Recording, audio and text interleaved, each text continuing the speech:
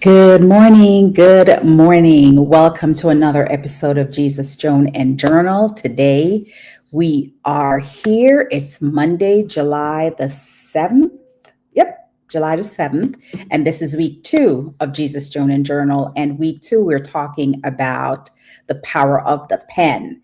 And day one, we're going to be talking about writing it, just writing. Okay. So that's day one. So if you're joining me for the first time, my name is Dr. Joan T. Randall. I am the founder of and CEO of Victorious You Press, where we help people write and publish their best-selling books for impact and influence, and then leverage their books to create multiple streams of income. I'm also a newly licensed realtor for the state of North Carolina. So if you're in the market for buying or selling homes, let me know, right? And I can help you. But in the meantime, I'm going to take a quick break and we will be right back.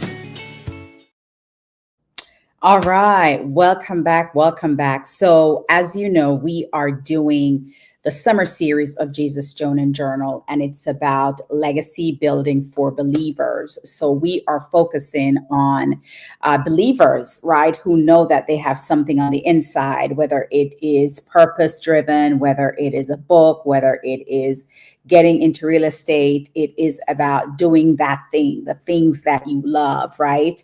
And how do you use what you have in your hand, the things that you love, and create a legacy? Good morning, Apostle. It is so nice to see you. Good morning, Sister Cheryl. It is nice to see you. So today, again, this is week two for us. And week two, it is about the power of the pen. What can writing do for you? Why should you write? And why should you not just have the vision or the thoughts or the things that you want to do and not write it? Right? You can't get action. You can't really have a plan of action without something written. And more importantly, the scripture today is Habakkuk 2 and verse 2. Write the vision and make it plain, so those who see it can run with it. What does that mean? It means that your vision, although it is yours and you are the creator, well, God gives you the vision. And so you have to create it, right? You have to put it out there. You've got to execute it. You've got to create the action plan. You have to take step 1, 2, 3, 4, 5, right? All those things, although it is your idea, your downloads, your vision, what God gave to you, right? You cannot do it all by yourself. Right? There is no way you can execute an entire vision by yourself. But on the flip side of that, nobody would be able to help you execute unless you can tell them what it is, or you can say, here is what the vision is. This is what we're going to be working on. Here are the steps we need to take, right? Because you cannot do it all by yourself. Those help meet, those help hers, those people are going to come alongside you and assist you in getting it done, have to know the vision as well and bought into it. All right. As a leader, you cannot have a vision without specificity, or else the people that are alongside you or beside you are willing to help you know what the vision is. Because what you're going to find happening is one person is doing A, B, C, one person is doing D, E, F, and you want X, Y, Z. And unless you are very clear and specific about where you are going, they won't know unless it is written. So once it is written and you have clear directions, you have specific things that you want to get accomplished, then the people that are helping you are on board.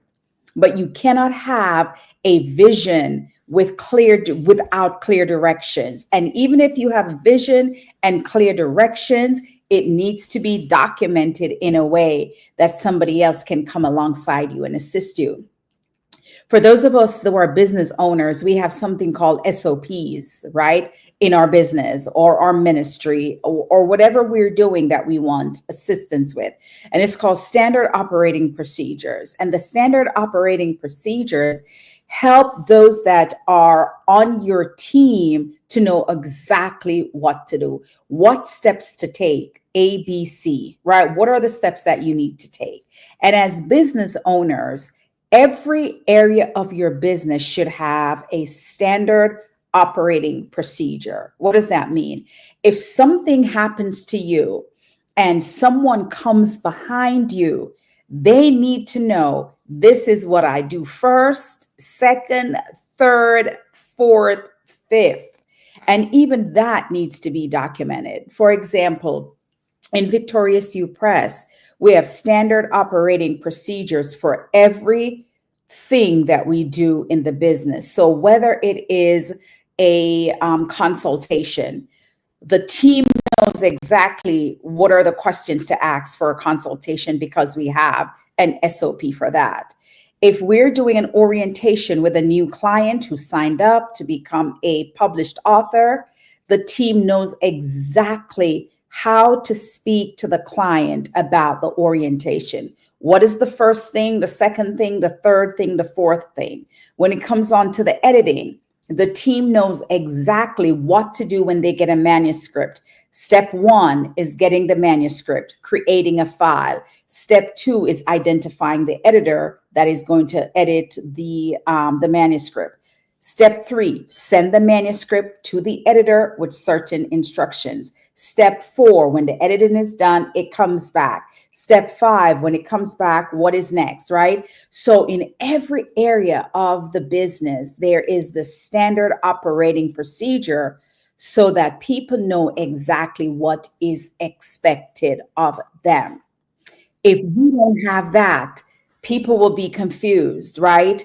Or just in case you have to go away or you get ill or something happens and someone steps into your seat, they need to know, how does Joan run this? Or how does, Juanita run this? Or how does Patricia run this? What do they do when they come in? First thing, second thing, third thing, fourth thing, so that it is plain. Anybody can get the standards of operating procedure and run with it.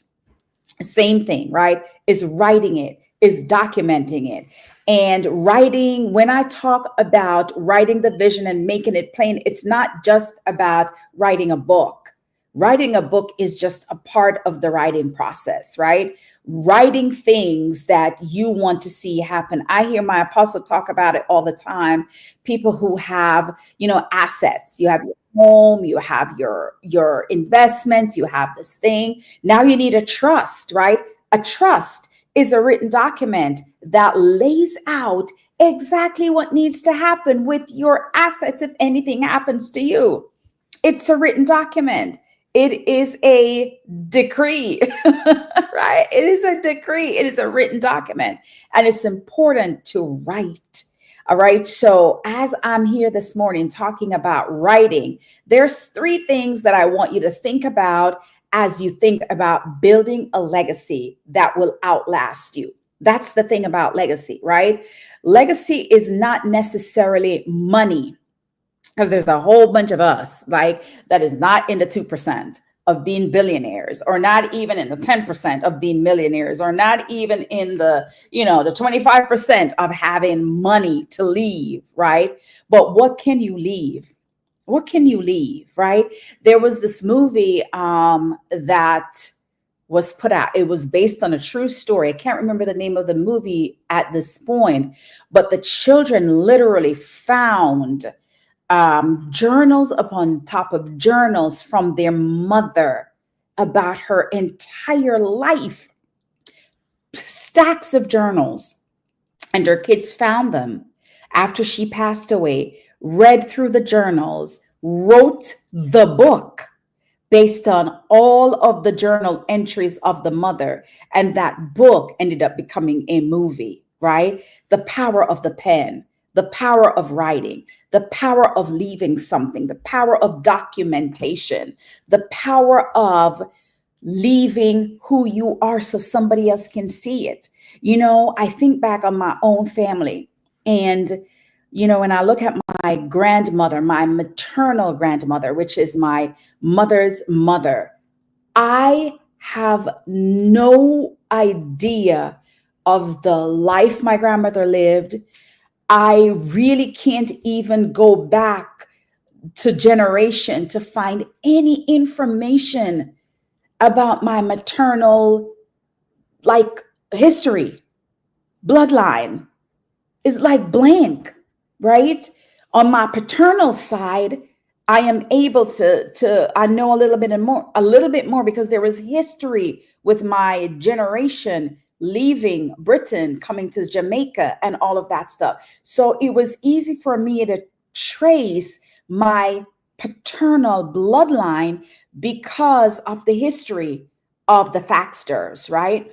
But my bloodline on my mother's side, I'm blank, right? I can't find a notebook. I can't find a note. I can't find anything written, right? That is the importance of my grandchildren. There's hardly anything I can tell them about my mother's family. You see what I'm saying? So when the Bible tells us to leave an inheritance up to the third and fourth generation, right? Inheritance is what you leave that will outlast you. And if something isn't written, or if something isn't documented, or if you don't have a piece of paper saying this is a trust, if you don't have a piece of paper saying this is a will, if you don't have a piece of paper showing who you were, the third and fourth generation will never know. There is no backstory. There is no history. There is nothing they can hold on to.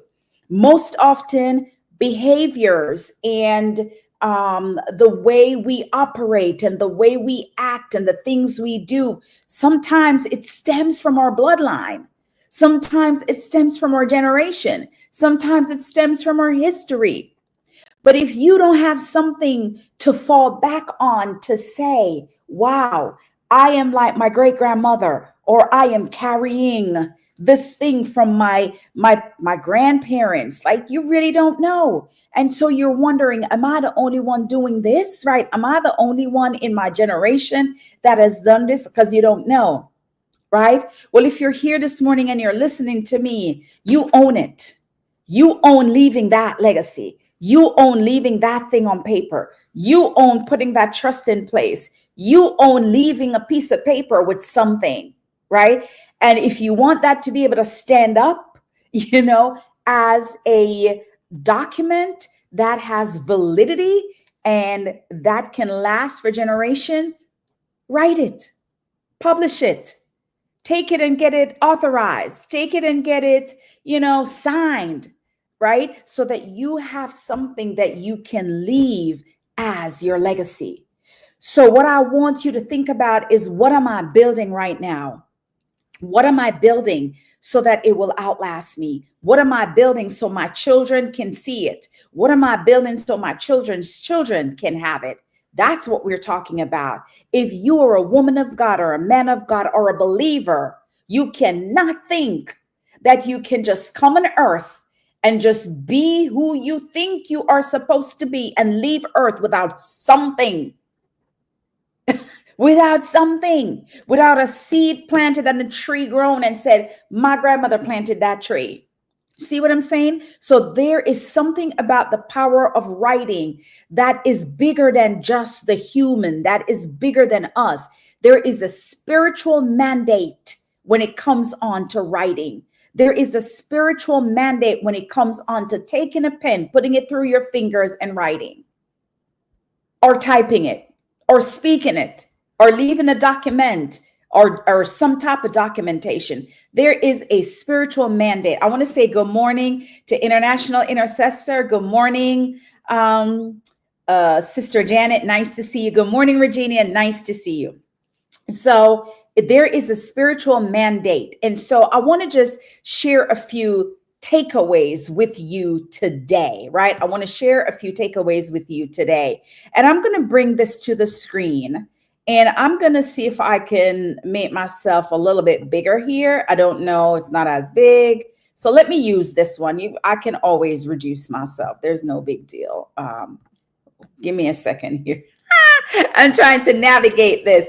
And this might be very small for you guys to see. So I'm going to spread out my screen a little bit and hopefully you can see it. So vision must be written before it's walked out, right? God didn't just say, have the vision. He said, write it. Unwritten vision is forgotten vision. Unwritten vision is forgotten vision. What stays in your head can't bless generations. What stays in your head cannot bless generations, right? Writing creates accountability, clarity, and legacy. It turns invisible ideas into visible impact. I'm going to say that again. It turns invisible ideas into visible impact. And the reason why I'm saying invisible is because your vision is your vision. Nobody sees the vision but you. To everybody else, it is invisible. To you, it is very visible because it is here. But the enemy loves to play with our minds. And if we believe that we can keep the vision up here, right, and not deliver it or not write it or not bring two confidential people into the circle and say, this is where we're headed. This is where I'm going. This is where I want to go. This is what I see for us. This is what I see for me. If you don't bring those people in, they won't be able to see it. So it turns invisible ideas, your idea that nobody else can see, into visible impact. Here's a takeaway for my point number one. The pen is your prophetic tool. What you write today becomes a roadmap for someone else's breakthrough tomorrow. How powerful is that? What you write today becomes a breakthrough for somebody else's tomorrow. Point number two, I want you to take. Clarity blesses more than just you. So when you write the vision, it now becomes clear, right? To you, it's visible. To others, it's invisible. When you write it, it becomes clear to others, right? Because again, you're not an island. You're not by yourself. You cannot execute your vision all alone. God didn't create it this way. When Jesus Christ was on earth, he sent his disciples 2 by 2 because he knew you need a partner. You need, even Jesus in Jesus's ministry, Jesus had is his inner circle, Peter, James, John, and I'm going to put Andrew in there because at least Andrew met him first and introduced him to Peter, right? So I'm putting Peter, James, and John in his inner circle. That was his inner circle, right? And so you have to understand, how do I make things clear? What is the clarity that I have that I can share with the people, my inner circle, so that it can bless more than just me? Right? The instruction says to make it plain, right? Because we just said Habakkuk 2 and verse 2, not poetic, not perfect, just plain. Your vision, your plan, your ideas may not be perfect in them. Don't try to get it perfect. You will not get it perfect. You are not God, right? He does not expect perfection. What is he expect is a plan. What he expects is execution. What he expects is an action. So don't make it perfect. Don't wait. I gotta wait till I build a website. I gotta wait till I get my brand colors. I have to wait till I do this. I have to wait until my kids graduate to write the book. I have to wait. And the next thing you know, you're no longer here. And the weight is gone and you still didn't do the thing that you wanted to do. So don't try to make things perfect. Just make it plain. Simplicity creates momentum. It doesn't have to be rocket science unless you're a rocket scientist. But if you're not a rocket scientist, make it simple. When your message is clear, others can run with it. Your book, your journal, your blog, your sermon, or your business plan could be the catalyst that launches someone else into their destiny. We have a lot of ministers. We've got a lot of pastors and prophets and missionaries and all these people that have spent so much of their time in ministry. You all have books. You all have books. You all have guides. You all have journals. You all have do it this way. How to do it this way, how to create this, how to preach, how to teach, right? How to, know your gifts and your skills and your talents. Those are all guides. Those are all books. Those are all things that people need to be able to walk out what God has given to them. People have gifts in them and don't even know they have it. There's people out here that are so talented and thinking like, I don't have a purpose. That's because they've never taken like a spiritual gift test. But if you know how to do that, put it in a book so that people understand that, hey, here is a tool that I can use. And this tool can help me become the best of who God has called me to be. Right? So your book, your journal, your blog post, your sermon, your business tips, your business ideas, the herbs that you use to heal, right? The things for people to eat, all of those things that are your lived and learned experiences, you can write it. You can write it so that people can have it, right? Here is the takeaway for point number 2. A clear vision is a kingdom resource. It moves beyond inspiration into transformation. I had Angie on this past Friday, and I don't know, I've been sharing clips on TikTok and sharing clips on Facebook. And one of the things she said to me was that her life was transformed because she wrote a 1-chapter story in an anthology. 1 chapter, not a whole book, 1 chapter in an anthology. And her life began to transform because what she kept for so long that she was ashamed of and was embarrassed of, she finally put it out there. And people were saying to her, it blessed me. This blessed me. I didn't know that you had bipolar disorder. I have it too. I was ashamed to talk about it, but now I'm not ashamed anymore because you spoke about it. And now I know what to do. Now I know where it can get help, right? So it's a resource for kingdom building, and it moves beyond inspiration to you to transform somebody else's lives. Point number 3, your words will outlive your lifetime. Always will. Always will. And if the Bible tells us that we should leave an inheritance up to the 3rd and 4th generation, the Bible is really the third. You know who the 3rd generation is? Your great-grandchildren. You know who the 4th generation is? Your great-great-grandchildren. Okay? That might be so, but that might be about 100 years or longer. You ain't going to be here for 100 years. Some people do, but you might not be here for 120 years, right? And so your words will outlive your lifetime. What you write on paper will outlive your lifetime. That legacy book, that written note, that blueprint for the ideas that you have, that is going to outlive your lifetime. What you fail to document will die with you. I'm just saying that. What you fail to document will die with you if you don't document it. What you write becomes your living memorial. What you write becomes your living memorial. Whether it's a book, a letter, a devotional, a manual, what you write preserves the wisdom, faith, and lessons of your life. That is legacy. That is your legacy. That is your living legacy when you are no longer here. Take the Bible, for example, 2,000 years or more. And here we are still being able to absorb and meditate on the life of Jesus Christ. See what I'm saying? So that is your living memorial. Think beyond your moment. Write for the generation you'll never meet. I've written 17 books. That's not for me.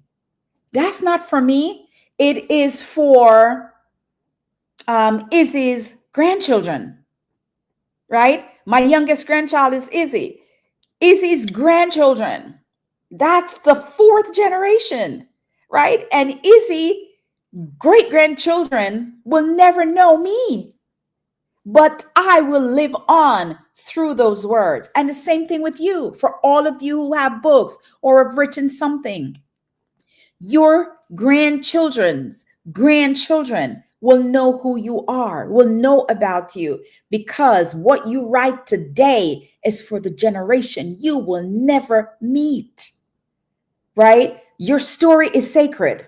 Your lived experience is sacred. Your life is sacred. Your learned experience is sacred. Every gift and skill and talent and treasure and things you hold in your hands that you can do is sacred.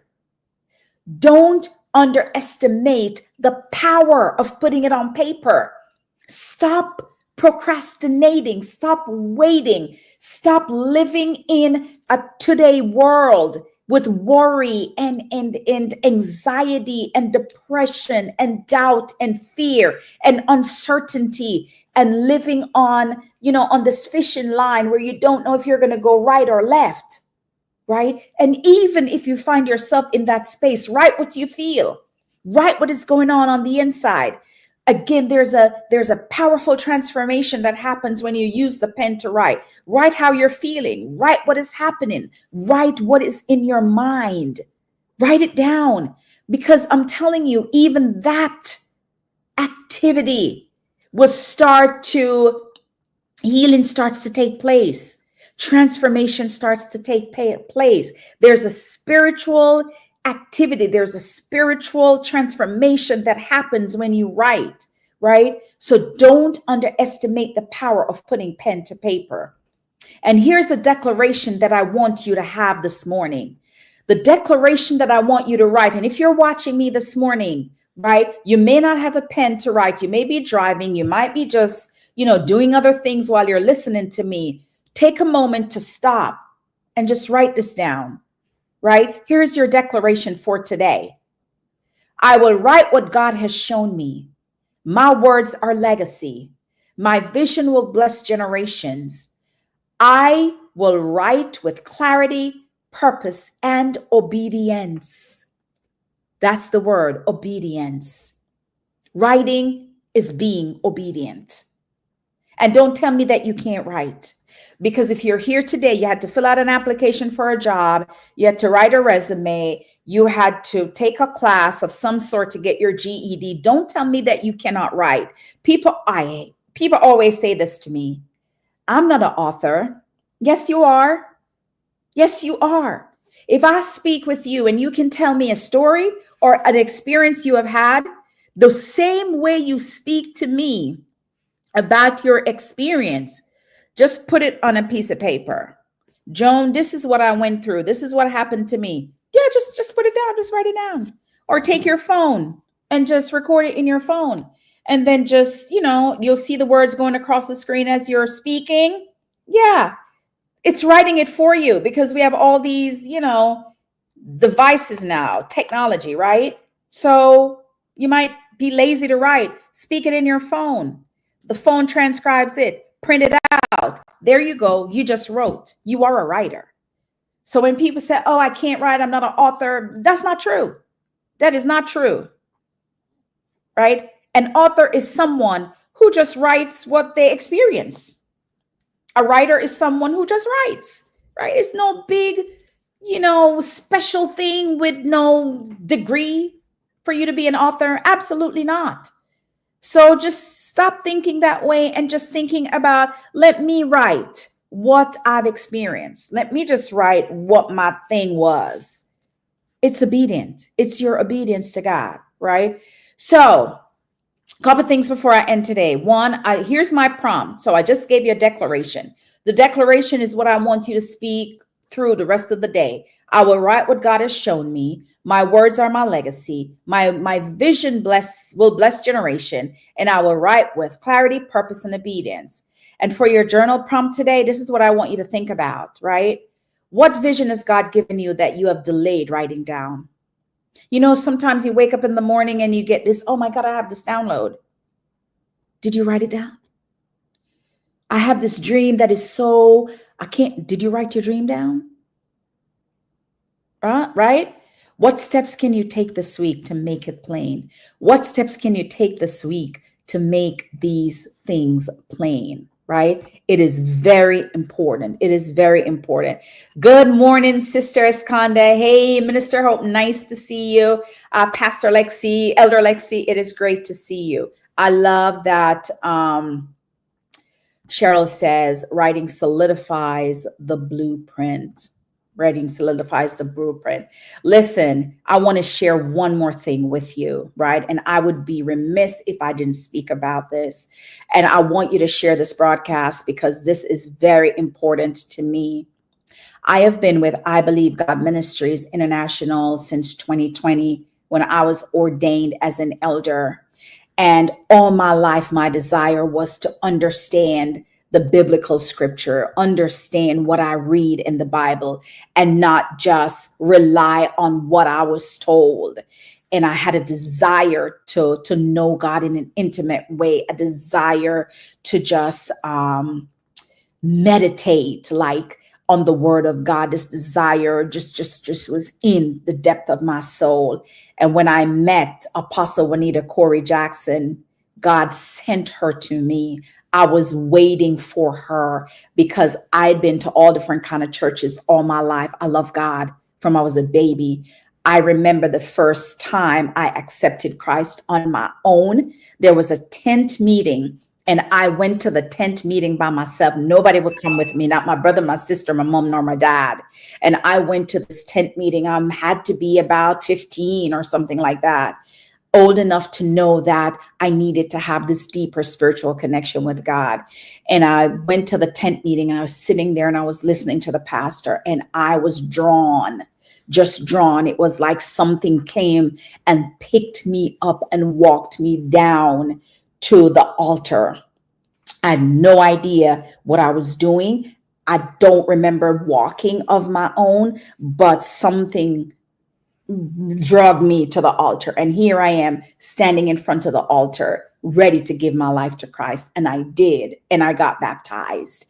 And I wanted to love God in a way that just was deeper than anything I've ever done. And all my life, I tried to understand. Now, I went to church and I did my best to read and obey the Bible, but there's depth.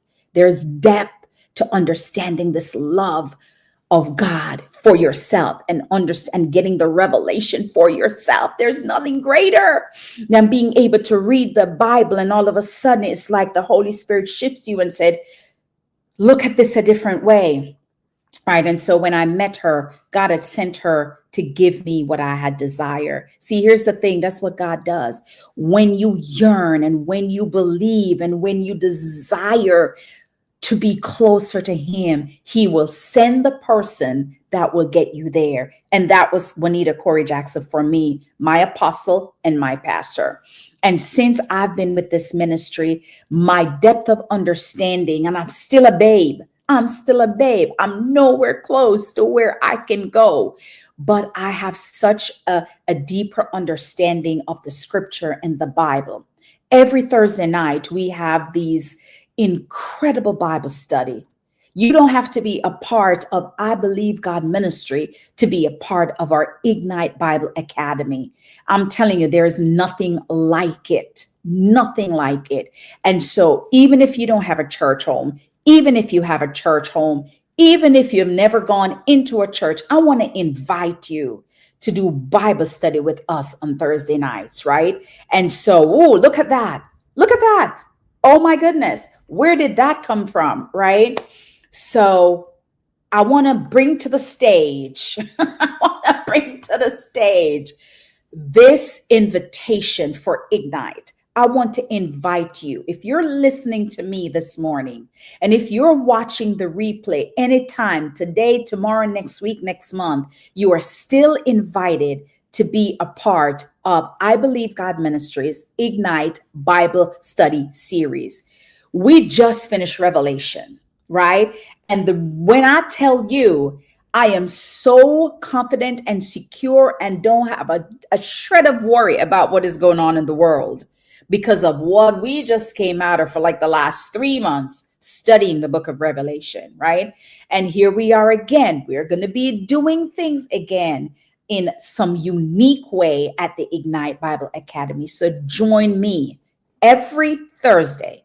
And when you come online, just say, Joan sent me. Okay, Joan sent me. Elder Joan sent me. But I want to invite you to our Ignite Bible Academy. It's every Thursday at 7 p.m. However, you must register. It's free. You don't have, it's free. I just want you to come. I want you to come so you can learn like how I learn. I want you to come so you can understand. I want you to come so you can be blessed like how I am blessed. I want you to come so you can have the confidence in Christ. I want you to come so that you can be filled. I want you to come so that you can have a life transforming experience every Thursday night. Now you have to register, right? Let me see if I still have the link. Here is the link. I am putting the link in the chat. I want you to grab that link. I want you, once you copy it, I want you to save it somewhere. Save it to your desktop, save it to your notes, save it somewhere. And every Thursday night at 7 p.m., I invite you to join us at our Ignite Bible Academy. You know why it's called an academy? Because you are going, this is like a college course. It's really not a course, but it's a college learning experience. You are going to walk away with your clarity. We're talking about clarity. We're talking about writing the vision. We're talking about pen, the power. You're going to walk away with so much. It's going to change your life like it did myself and so many others, right? So I'm inviting you to join us at the Ignite Bible Academy this Thursday. It starts this Thursday. We are starting a brand new series this Thursday, July 10th at 7 p.m. And we are starting with the first family of the Bible. Do you know who the first family is? Well, let's dig into it. Let us understand the foundation of where we came from and how we came to be and how we got here. Let's understand it. All right. So listen, I want to thank you for joining me today. I want to thank you for rolling with me. Thank you for everyone that showed up. God bless you. I love you. I look forward to seeing you tomorrow for Jesus, Joan, and Journal. Remember, we are in week 2, and week 2 is all about the power of the pen. God bless you. Thank you for riding with me. Thank you for being here. Thank you for everybody that joined, and I will see you soon. I'll see you tomorrow morning. We're going to talk about Ignite again. All right. So if you have some friends and some family and some sister girls or some brother man that you want to invite, feel free to invite them as well and say, Joan sent you. Okay. Don't forget, say Joan sent you. All right. That's all I have for you today. God bless you guys. Love you so much. Take care. Bye for now.